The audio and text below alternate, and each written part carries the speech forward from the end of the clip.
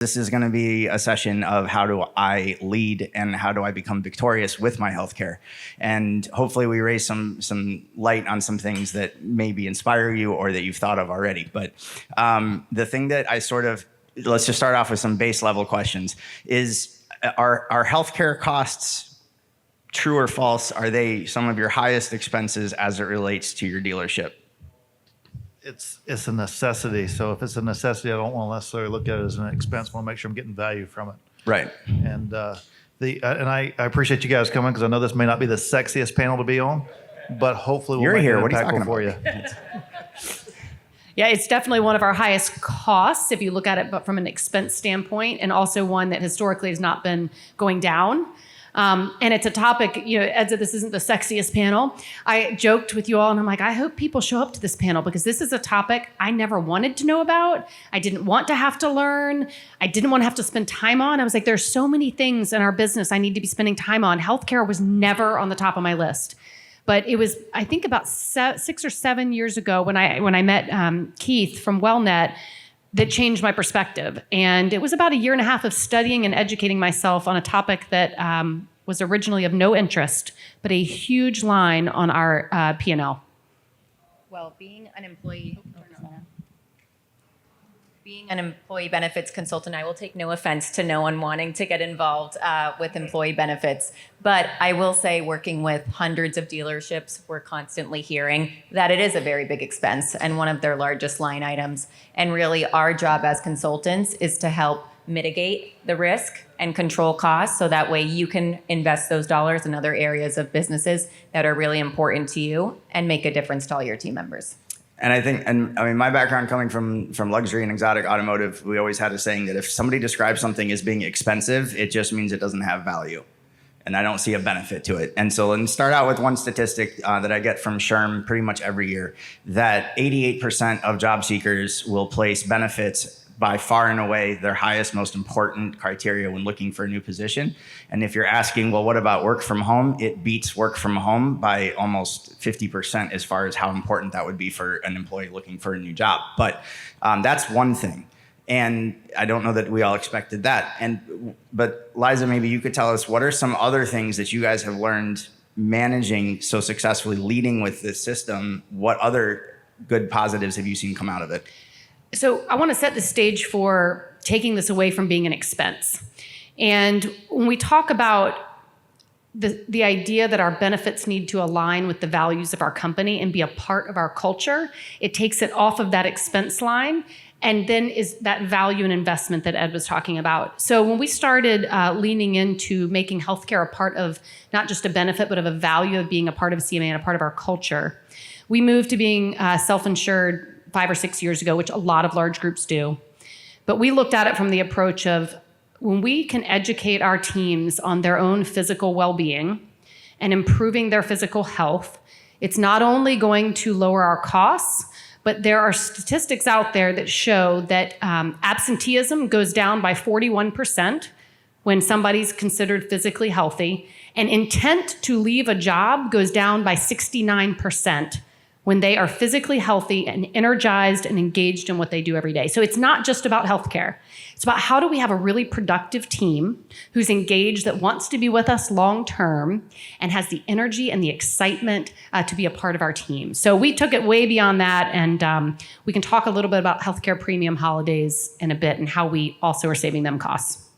Okay, yeah, and I wanted to, a lot of times you mentioned we reinsure, but also benefits tends to come up in being a conversation once a quarter or twice a year, however that works out. I have a feeling, an inkling maybe, that in more successful groups, the conversation about benefits is much more on a daily basis.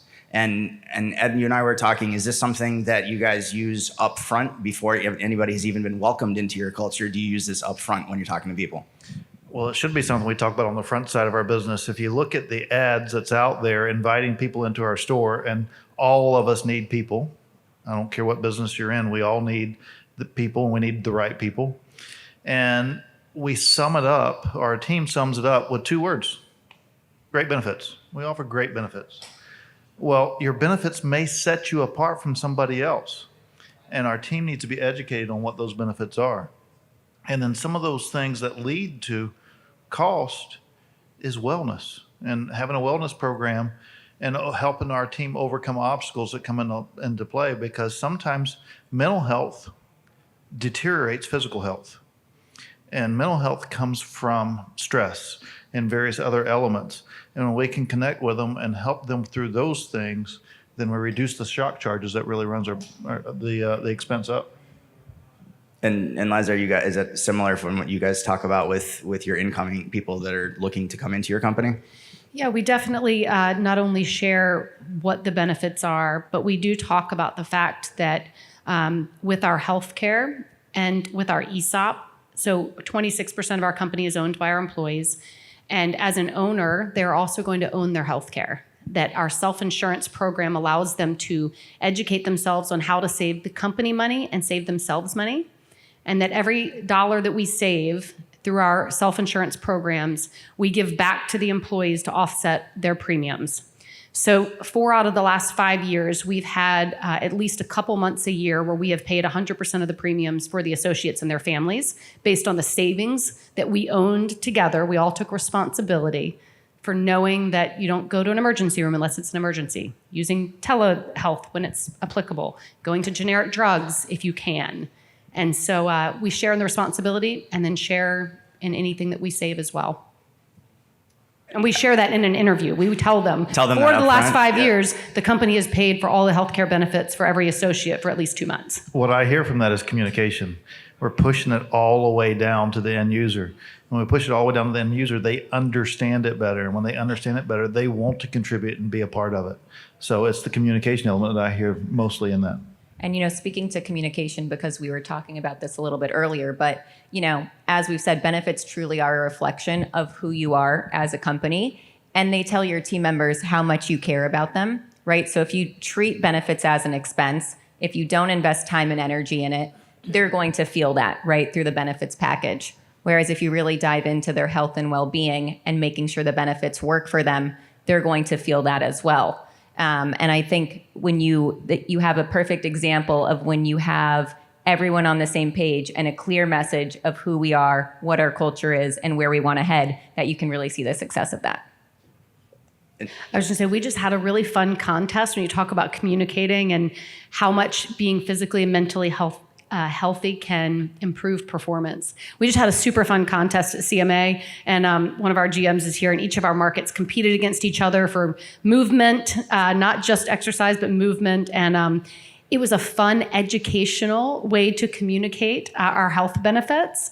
And we also just had a nutritionist last week speaking to the company through we had about 300 people on there, and we had 5 people that earned a month of nutrition consulting with her, and then they will be blogging and sharing their takeaways with the rest of the company. So we try to inject fun in that communication to get people engaged. Yeah, that's a really good point. And one of the things that we see often is, with benefits being such an expensive line item, you can invest hundreds of thousands, millions of dollars into your benefits, but a lot of times that doesn't translate to your employees if you don't have a proper communication strategy and if that educational component is missing.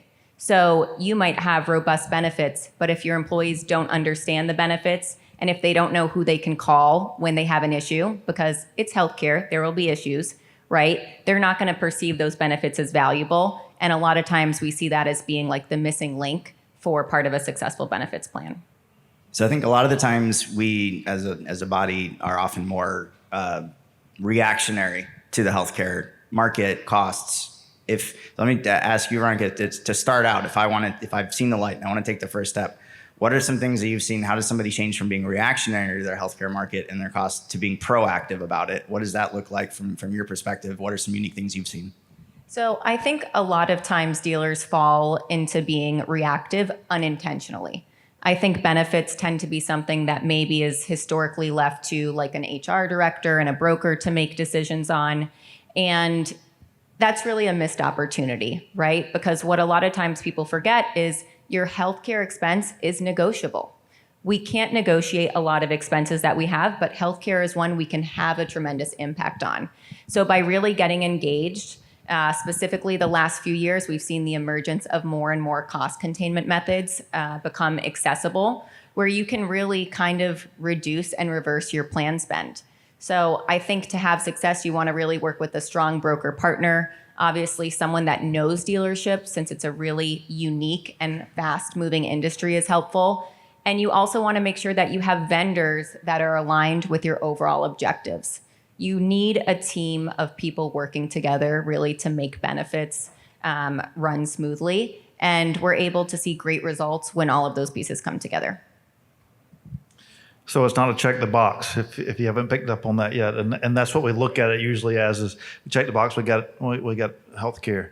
Well, ultimately, it's getting involved. It's creating those programs that like Liza said, where it gets the team involved. And when we get the team involved, they want to contribute, and then educating our people, because I talked about inviting people in and getting rid of just using the two words. We got great benefits, but also we it's one of the first questions that someone's going to ask in an interview. Tell me about the benefits. And our people need to be able to talk proudly of those things and talk about it like it's the best benefits they've ever had. And if we put the programs in together for them to do that, then they'll talk about it with confidence. And when they talk about it with confidence, they're inviting that person in. They're inviting that person in to where they can only see them being a part of your team. Those are the elements that feed back, and it becomes the value rather than just the expense. And so to dig deeper on that, how do I check as an operator? How do I know that how do I know that it's working? I mean, one of my favorite quotes, Winston Churchill, right? One of my favorites of all time, said, no matter how glorious the process may seem, do occasionally stop to check the results. And so what type of things should be on a checklist? And start with Veronica and go down, but what are the things you look for to know that you've got the right partner? So I would say it all starts with data, right? So if you have a self-funded medical plan, which a lot of larger dealerships do, you have the benefit of being able to see how your members are utilizing your plan. So you know how many people are going for their preventative care services, you know what types of prescription medications your members are taking, chronic conditions they're facing, and that data is powerful. I would also ask you, how often are you looking at your data? Because that really is the differentiator. Oftentimes, we'll see dealers maybe looking at that data once or twice a year. And if that's the case, maybe you're self-funded, but you're not getting the results that you want because you're not seeing what the data tells you, and you're not implementing cost containment solutions throughout the year along the way. So for example, we have a large dealership group that we work with in the Northeast. And last year in 2024, we were able to move 61 medications over to be sourced alternatively rather than through the regular plan. And we saved them $150,000 on those medications, right? Which was impactful. It's real dollars. And that savings wouldn't have occurred if we weren't looking at the data monthly and jumping on things as we saw these opportunities arise. So I would look at your vendors, make sure you're looking at your data and you're, taking action throughout the year. Liza, what about you? Yeah, I think finding the right partner and making sure, sometimes we put this out for renewal. You can do it every year, every other year, and you're jumping partners trying to get the lowest cost. And while we always want to be very thoughtful about our cost, we believe that having a long-term partner that understands the goals that we're trying to achieve, the culture that we want to have in our company, and asking them to be as competitive as possible is going to get us that long-term result, because then we are having that consistent communication with our partner. They are finding those savings for us, and they're bringing them to our attention so that I don't have to be looking at it every month. I don't want to look at it, but I want a partner who's bringing it to me very consistently. Yes. And showing us where the low-hanging fruit is, showing us the results of what they're helping us achieve. One of the things that we had put in place when we went with this plan was the concierge service, and saying if they go with a pre-planned procedure at a low-cost, high-quality provider, that the company would cover their deductible for that procedure. And a part of that was our partner saying, this is a great way to educate your teams in understanding the cost of healthcare. Because on the old school plans, nobody knows what you're paying. And in order for us to save money, they have to understand the cost of the procedures that they're going through.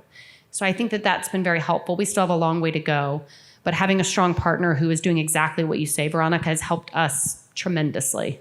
Yeah, I would say you want your broker, of course, reviewing the data monthly. You should be kept in the loop, but that's going to be the job of your broker partner and administrator. And kudos to you for helping the employees, guiding them to facilities where they can get those services done for a lower cost, and then you in turn covering part of that cost. That's something we've been doing with dealerships across the country. It is very well received by the employees. That's a big component of culture, right? Like we talked about. And what we've also found with that is you are now giving employees access to care and to get services that they maybe were putting off before, because I needed this surgery, I needed this diagnostic test, but I can't afford, my $5,000 deductible, or I'm not getting my MRI because I can't pay $2,500 to get it done right now, so I'm going to wait. And then guess what? That becomes a bigger problem and a bigger claim. So it's all about mitigating the risk. And in doing that, we find people are able to get access to these services up front, and it helps the plan run better overall, as you know. Ed, you mentioned something earlier about when we were talking about getting a once-a-year physical. It tied into something that you mentioned, wellness plans. And so one idea that came up this year that I think one of our associates might have come up with this idea, that in order for them to be able to get the premium holiday for us to cover their healthcare costs this year, they have to get their annual physical. Like they need to know up front what's going on to educate themselves so that they can be preventative in some of those issues instead of waiting for them to be a long-term problem. So we've talked about communicating with our people, but also it's about communicating with our partner as well and saying, hey, what are you seeing out there? What can we do differently than what we're doing right now to help us save these costs as well? Because they're there to give you a proposal and to be a provider to you, but you got to make that a partnership. It's a two-way street for it to be a partnership. So you got to ask those questions as well. And when we ask those questions, they're seeing what others are doing. They're seeing what's working, what's not working. Well, what doesn't work for some doesn't mean that it won't work for you. It just means that their approach to that didn't work. But having that open those channels of communication is key as well. I think the litmus test that I've loved from this so far is because I've never thought of it, so I challenged how many of us have. Does your wellness plan, does your healthcare plan match your company's values? Does it match your culture? I think we're all in agreement on stage to know that there's a duality that if people that work for you are with you are happy, the people who come to buy from you will also be happy. So these are your very strong cultures, very, very strong values. That's got to be a pretty high bar to make sure that your provider matches those cultures and those statutes. How did you do that? It's amazing how it always comes back to culture, right? Right. But listen to what Liza said a few moments ago about earning those wellness days. The younger generations value time off more than anything else. And if we aren't exercising those things when we're chatting with them to bring them on board, then we're failing them. We have the programs there. Those are the things that we should be talking about rather than just saying we have great benefits. Talk about how they can earn additional time off. And if they can do those things by keeping themselves healthy, we reduce the shock charges. And when we reduce the shock charges, that's the most impactful element to the benefit package to begin with. Speaking with a dealership locally in Fort Lauderdale not too long ago, one of the things that they implemented recently, which I found interesting, is that they would give every employee one paid day off to get their annual wellness visit, along with any other doctor's appointments they need. So they would encourage that team member, take your day off, go for your wellness visit, get your blood work done, go see your dermatologist, whatever it is, stack all of your appointments in that day. And if you show us like a receipt or proof that you went for a doctor's visit, you get the paid day off. And it really does all come back to culture, right? And another thing that we found successful is asking your employees what benefits are important to them, asking them what they want to see in their benefits package. A lot of times we don't really ask them, right? And there's easy ways to do that now through Survey Monkeys and things like that. You would be surprised by the responses that you get. And sometimes it's just little things that are low-hanging fruit and don't even cost you anything, can be outside the medical plan that really resonate with people and they find valuable, which in turn obviously makes it a little bit sticky for them, of course, if they're at a dealership that has a benefits package that meets their needs. Veronica, before we went self-insured years ago for healthcare, we did focus groups with our associates. Very informal. It was not like we didn't hire anybody from the outside, didn't cost us anything. I brought lunch and we brought people in and just asked them questions about what was meaningful to them.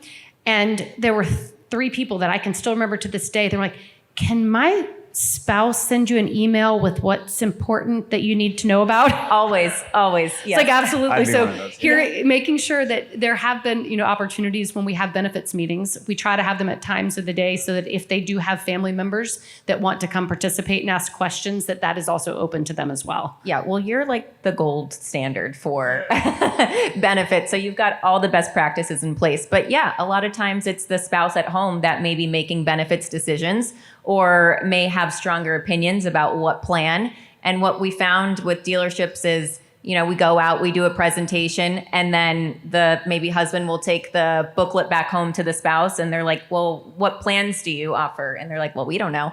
And so having meetings that can include the family members, having virtual options as well, going back to that education and communications piece, we want to speak to the dependents directly, not just to the team member that is there working for you, but let's engage with the family members that are on the plan because they're utilizers also, right? So they're contributing to our claims and the overall health and well-being of the plan. So, we recently were I was asking some associates about benefits, and this is totally off the topic of healthcare, but some people in this room might have this, and if you do, I would love for you to share with me afterwards. One of our associates asked, we have health savings plans that we can match, and they can give into 529 plans, but somebody asked if, and I don't even know the name of it, our people team's looking into it right now, and it's something where for childcare, that we can match childcare costs, and they can put in money from their paycheck that then can go to pay for their childcare. it could be like a dependent care flexible spending account, something like that. There's also lifestyle accounts at this point, which are a little more flexible. So it could be. I know it had to go specifically to childcare. Okay, maybe dependent care. I wanted to give a stipend to any woman who came back after maternity leave and give them like 12 months of a stipend for childcare. And I was told, Amazing. I can't legally do that unless I also give it to all the men who have babies too. We won't get into that. But we Paternity do, leave is a real thing, though. well, not just paternity leave. Like we were trying to encourage, incentivize the moms to come back because we found that was a breaking point often where we were losing women in the industry. And so they did. Somebody did bring up this idea of the child care savings account towards child care. So I'm going to look into it and I will share it back. Yeah. And how easy are the programs to use? We're plenty of rooms going on right now, but how easy is it to buy a car from you? How easy is it to get your car serviced? Again, the duality, how easy is it for my people to use the programs? Ed, I'm sorry, I cut you off there. Oh, you're good. So the purpose of coming to these things is to learn from each other. That's what we do when we come here. We make connections. We learn from each other. We started a wellness program a few years back. And the elements that we got from that with the earned days off and all those things, the benefits that we got from that and the healthier staff and less sick time, change our sick time to personal time because you don't want people to lie to you and tell you they're sick to use up their personal time. Let them have it as personal time. But the benefits that come from that allowed us to shift to what Liza does with having where they manage their own health care. Those things are continued layers of building to that.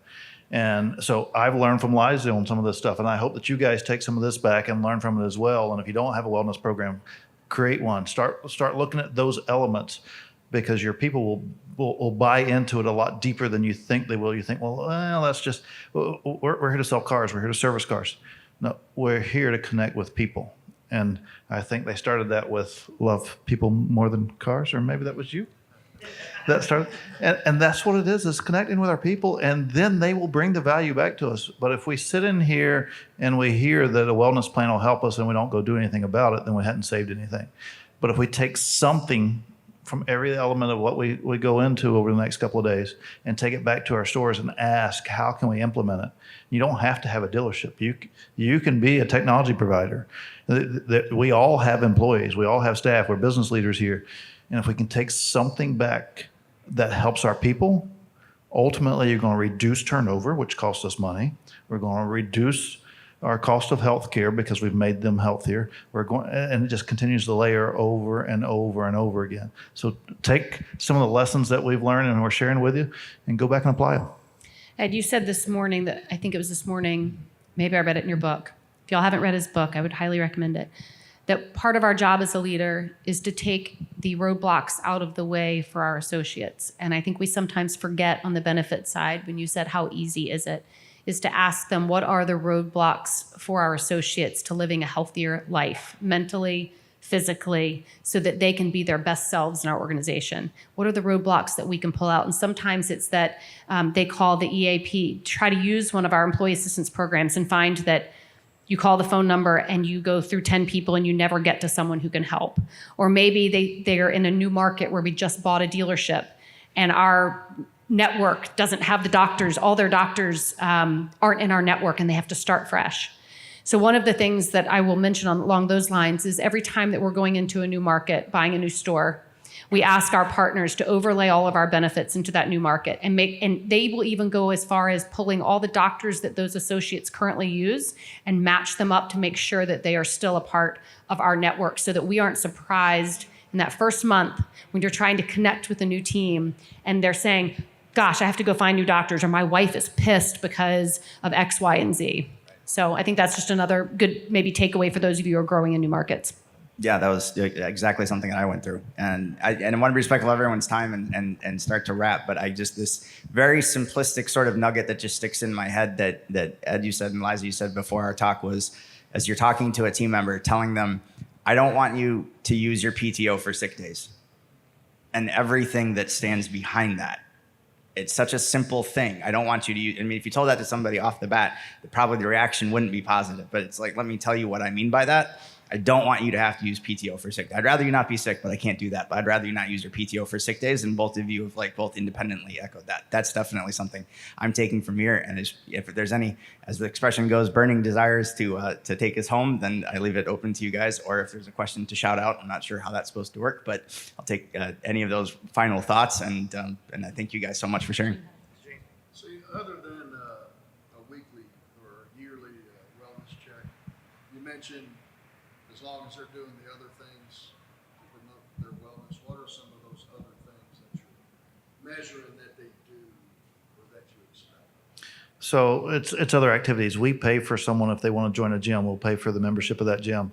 We also we set up 5Ks that we sponsor, 10Ks that we sponsor, and if they're in attendance for that, they get points for it. So there's all kinds of things that you can do to where you can earn those points. You can log into an app and share the number of steps that you do a day.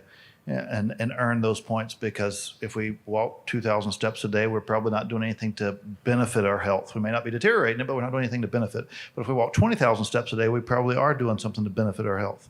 So all those things tie in to where you can earn wellness points, and those wellness points earns you the time off. So a certain amount of points will give you time off. Absolutely. What's that? I don't know the answer to that question, but I will find out. Personify Health. I have a team here. Personify. Do I have to run that 5K or can I just, you said be present. But I actually have to, I can't just be at the juice station. All right. Gene, we were just using the Wellable app for some of our movement contests. And I have to tell you, it was super easy and our team got really into it. Wellable. We are in a competitive industry and people like to win. And if they can win points or win contests by moving or by eating better or by sleeping more hours, they'll do anything to win. By Makes it fun, right? It makes wellness fun. By doing the things that we want them to do, or they're earning points. Sorry, cut you off. Nope, exactly. I think the only comments that I would leave here with, Daniel, is that it's not a subject that in our industry people want to spend time on. But it will make our industry better, and it will show how much we love people if we do take the knowledge of our healthcare and our benefits a little bit more seriously, make sure we're getting the right partners, and that our values are aligned around our benefits as well. And I think working with so many dealerships too, I can just say we really have seen the success and progress of dealers that invest time and energy into their benefits package. So it's not a perfect industry, but there's definitely room for improvement if you've got the right team in place. Go ahead. I mean, for Ed and Liza, from your experience, say this dealership maybe with 500 employees or more, still fully insured, what would you give them advice on now that you've gone from fully insured to self-funded? How would you help to I would never go back. I would strongly encourage you to learn about the self-insured model, find the right partner to help you administrate it, and I can't imagine why you wouldn't. I have seen absolutely no downside to it since we made the switch, only upside from cost savings, a more flexible plan, stronger coverage for our team. And I think it brought cohesiveness to all of our associates to understand that we own this together. I will second what she said. Find the right partner and do not use it as a check the box. Be engaged with it.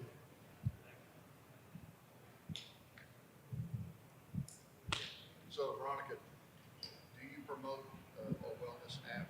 And does, if a dealership is getting a lot of points, does that help in their premiums?